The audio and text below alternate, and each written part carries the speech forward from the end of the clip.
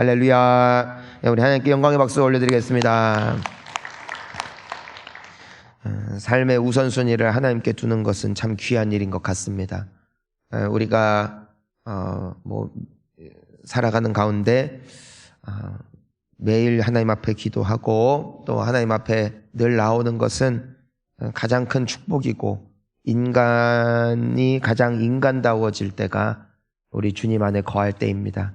오늘도 기도하는 가운데 하나님이 여러분들 만나주시고 채우시기를 축복합니다. 우리가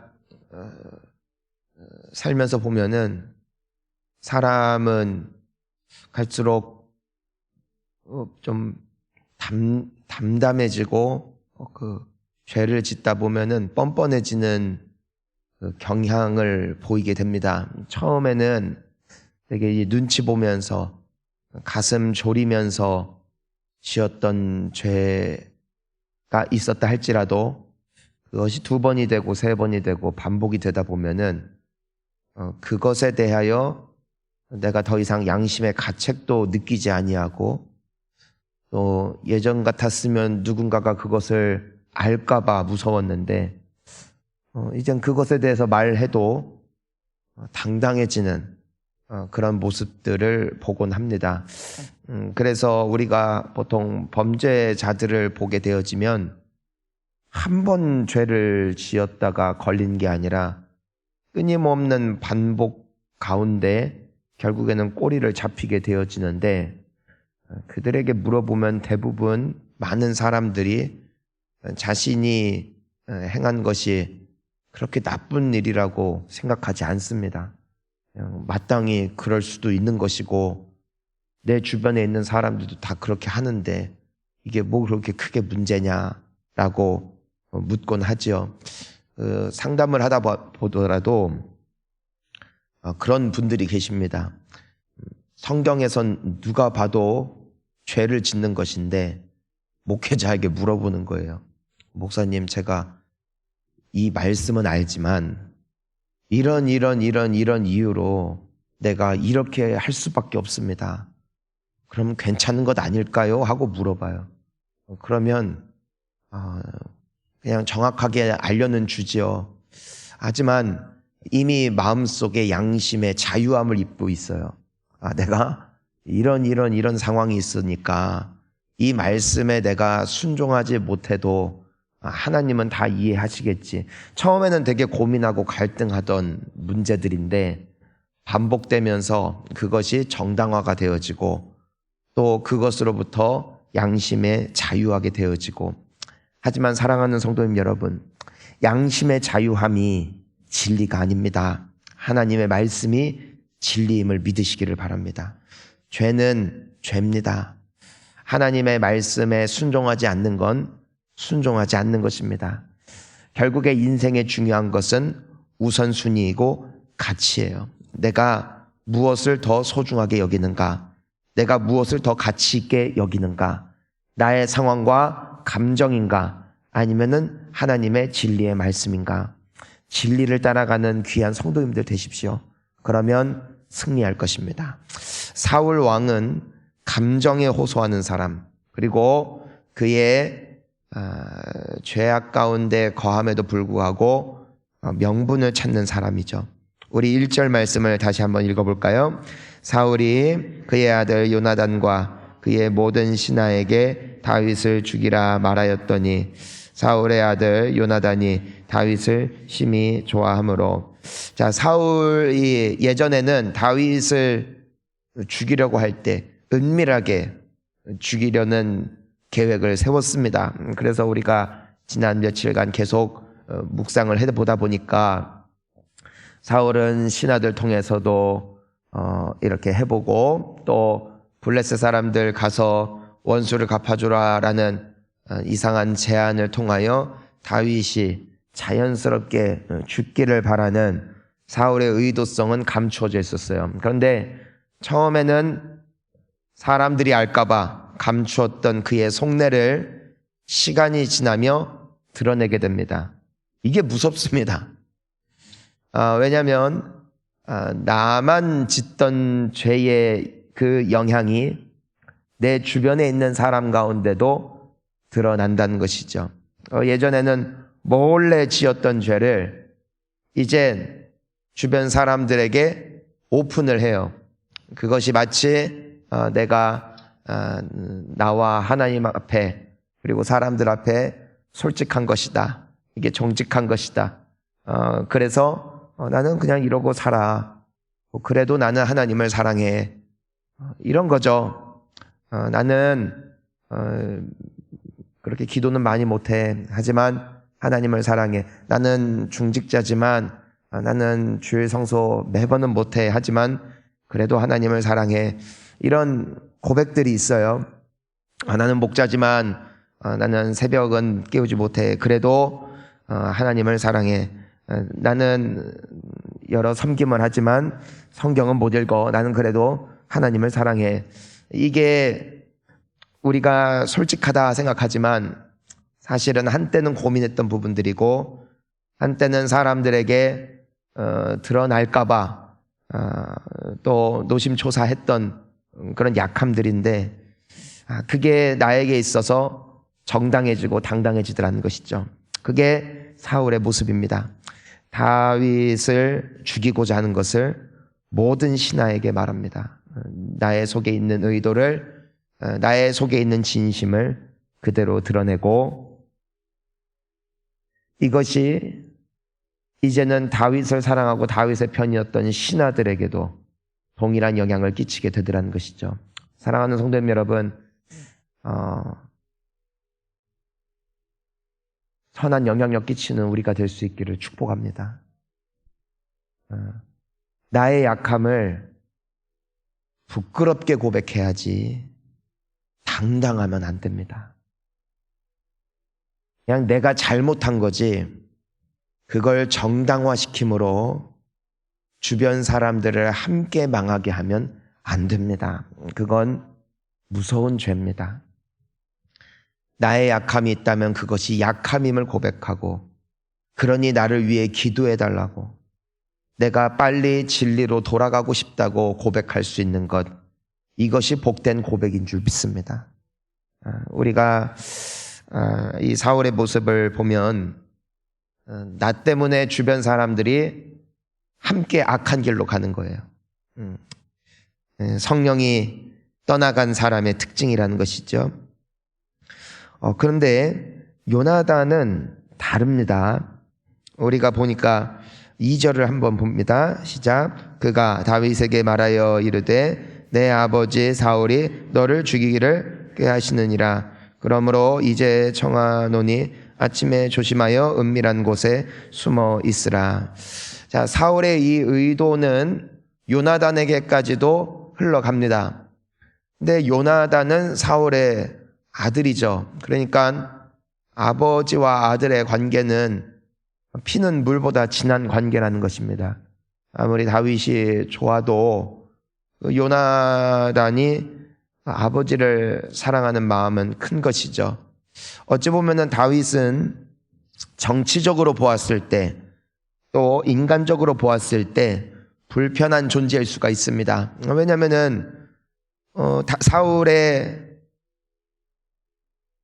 왕권을 이어받을 계승자가 요나단이니까 다윗이라는 존재는 요나단이 왕이 되는 데 있어서 걸림돌인 것이에요. 요나단에게 있어서 오히려 다윗이라는 존재는 굉장히 불편하고 또 없어지면은 좋을 법한 존재였을 것이라는 것입니다. 하지만 우리가 주목해야 되는 것이 있어요. 그것은 요나단은 왕권을 계승한 것보다도 하나님을 사랑했다는 겁니다. 이게 굉장히 의미가 있습니다. 나의 욕심과 또 내가 되고자 하는 일 때문에 하나님을 타협하는 인생이 있고 나에게 소중한 것이라도 하나님 때문에 포기할 수 있는 사람이 있습니다. 그 사람이 바로 요나단입니다.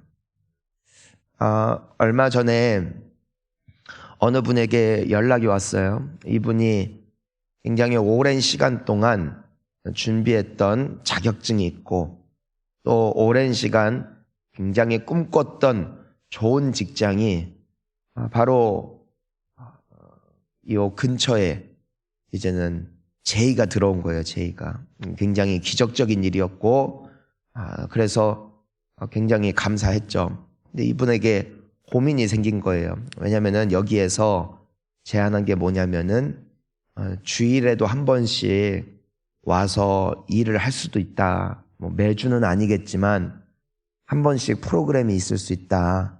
그러니까 내가 제안은 주겠지만 그 신청서 그 레주메를 보니까 교회를 다니시는 것 같은데 그 부분에 대해서 인지하고 계셔야 됩니다. 이 부분에 대해서 오케이 하신다면 그러면은 이곳에 와서 일하셔도 좋습니다. 연락이 온 거예요. 그러니까 갈등이 되는 거예요. 왜냐면은 몇 년 동안 준비했거든요. 그리고 자기가 기대했던 것보다 더 잘 된 거예요. 그냥 알겠습니다. 그냥 할게요 하면은 되는 상황. 그러니까 얼마나 고민이 되겠어요? 평소에 사람들에게는 우리가 어떤 일이 있어도 하나님에 대한 그 사랑을 우리 놓치지 말자. 하나님께 예배하는 것이 생명보다 중요한 것이다 라고 하지만 정작 생명도 아니라 내가 그토록 수고했고 내가 그토록 준비했던 그 직장이 이 예배라는 시간과 중첩이 되어져서 타협이 될 때 그것이 고민이 되더라는 것이에요. 이미 답은 알고 있죠. 답은 알지만 내 마음속에는 여전히 갈등이 있는 것입니다. 이분이 기도하셨어요. 하나님 앞에 기도하시고 하나님 어떻게 하면 좋을까요? 그러다가 고민이 돼서 연락을 주신 겁니다. 그래서 제가 그분과 함께 이야기했어요. 이미 답은 알고 계십니다. 저는 기도하겠고 우리 같이 기도합시다. 같이 기도를 했는데 다음 날 연락이 왔죠. 목사님 기쁜 소식입니다. 어떤 소식입니까? 안 하기로 했습니다. 정직하게 다 말했대요. 나는 주일을 타협할 수 없고 주일에 내가 프로그램이 진행하는 곳은 내가 참여할 수 없습니다. 하지만 내가 주중에는 열심히 하겠습니다. 말했는데 그곳에서 그러면 일할 수 없습니다. 하지만 마음이 너무 홀가분하더래요. 너무나 기쁘더래요. 전형적인 하나님 때문에 좋은 것을 포기한 사람이죠.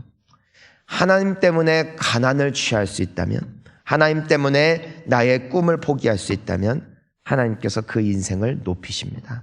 그 인생을 기뻐하십니다. 그분 제가 봤을 때는 더 좋은 직장으로 가셨어요. 이번에 또 다른 곳으로 되셨는데 얼마나 귀한 분인지, 얼마나 귀한 사람인지. 요나단은 사사로이 감정에 휩쓸리지 않고 자신의 욕심을 추구하지 않고 하나님을 기뻐하고 하나님을 사랑하는 사람이었기 때문에 하나님의 뜻이 이루어지는 것을 자신의 뜻이 이루어지는 것보다 기뻐했다는 것입니다. 나의 뜻이 아닌 하나님의 뜻이 이루어지는 인생, 그 인생의 되어지기를 축원하는 것입니다. 그리고 그걸 기뻐하세요. 내 꿈이 이루어지는 것을 기뻐하지 마시고 하나님의 뜻이 이루어지는 것을 기뻐하십시오. 왜냐하면 하나님의 뜻이 나의 뜻보다 높습니다. 하나님의 계획이 나의 계획보다 지혜롭습니다. 하나님의 말씀에는 진리가 있고 생명이 있기 때문에 그 말씀은 때로는 나의 뜻과 대립하지만 하나님의 뜻을 따라가면 그 길 끝에는 하나님이 예비하신 복이 있다는 것이죠. 생명이 있다는 것이죠. 이것을 늘 가슴속에 새기기를 축복해요. 여러분 새벽에 왜 나오셨어요? 여러분 참 귀하십니다. 만약에 내가 육신의 피로를 좇았다면 나오지 못했겠죠. 하지만 기도가 생명임을 믿기에 나오신 줄 믿습니다. 하나님을 예배하는 시간이 복됨을 믿기 때문에 이 이른 아침 피곤한 육신을 깨워 나온 여러분들의 선택이 복됩니다. 우리 함께 3절도 함께 읽어볼까요? 내가 나가서 내가 있는 들에서 내 아버지 곁에 서서 내 일을 내 아버지와 말하다가 무엇을 보면 내게 알려주리라. 하고, 여기서 보니까 이 요나단이 지금 누구의 편을 들고 있습니까? 다윗의 편을 들고 있어요. 근데 다윗의 편이 아니에요. 아버지의 편도 아니에요. 요나단은 하나님의 편이에요.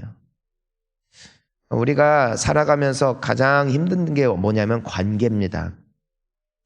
왜냐하면 나랑 가깝기 때문에, 또한 나에게 손해도 끼칠 수 있고 또 이익도 끼칠 수 있는 관계이기 때문에 정직하기 힘든 거예요. 요나단이 관계를 더 중시했다면 아버지 편에서든 다윗의 편에서든, 그게 정치라고 하죠. 사람들은 그것이 사회생활의 또한 센스라고도 합니다. 하지만 요나단은 그렇게 하지 않아요. 요나단은 하나님 입장에서 볼 줄 아는 사람이었어요.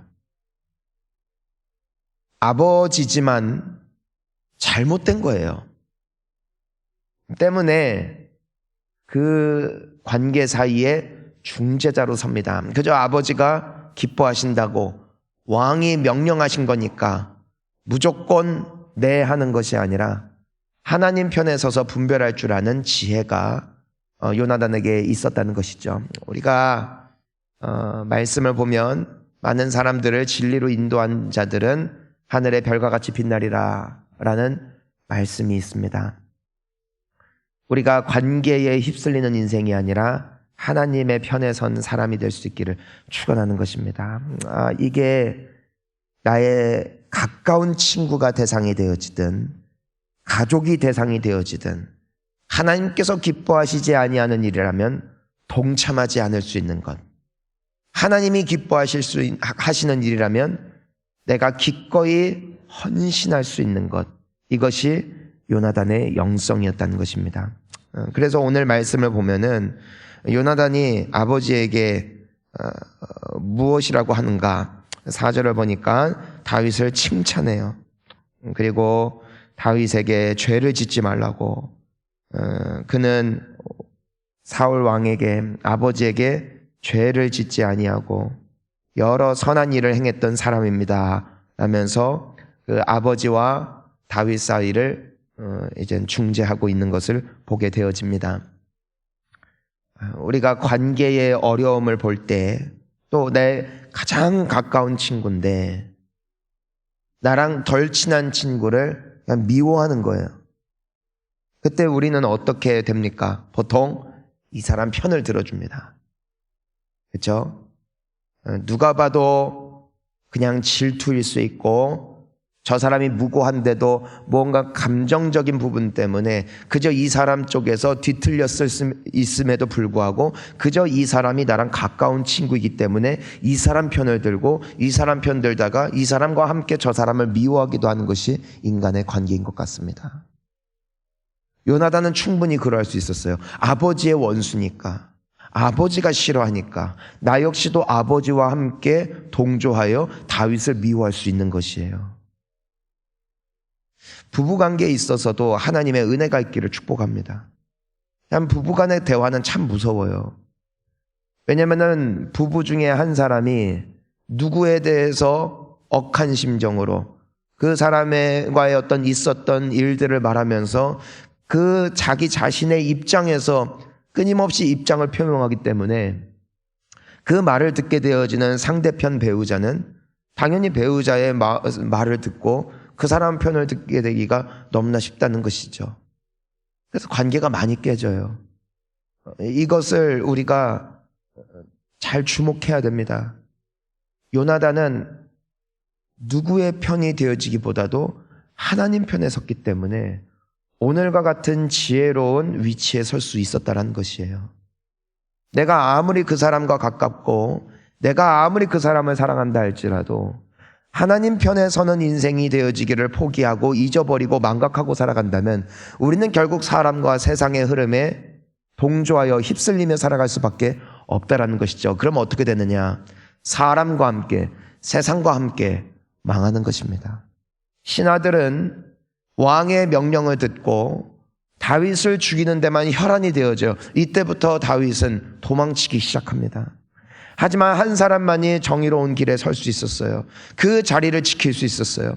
왜냐하면 그에게 있어서는 사람보다도 하나님이 크신 존재였기 때문입니다. 사울이 그의 왕이요 아버지요 군주였지만 요나단의 참된 왕이요 아버지는 하나님이셨기 때문에 그는 남들이 가지 않는 길을 걸어갈 수 있었고 남들이 취하지 않는 선택을 할 수 있었다라는 것이죠.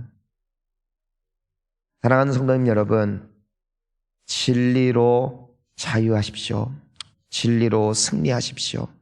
하나님을 왕으로 삼으시고 세상의 흐름과 사람들의 어떤 동요에 휩쓸리는 인생이 아니라 오직 주님의 기뻐하심을 따라 살아내는 주님의 기쁨 되어지는 우리 모두가 될 수 있기를 주의 이름으로 축복합니다. 여러분을 통해 주의 나라가 세워지고 여러분이 이 세상에 오늘 하루도 빛과 소금으로 승리할 수 있게 될 줄 믿습니다. 우리 함께 기도하시겠습니다.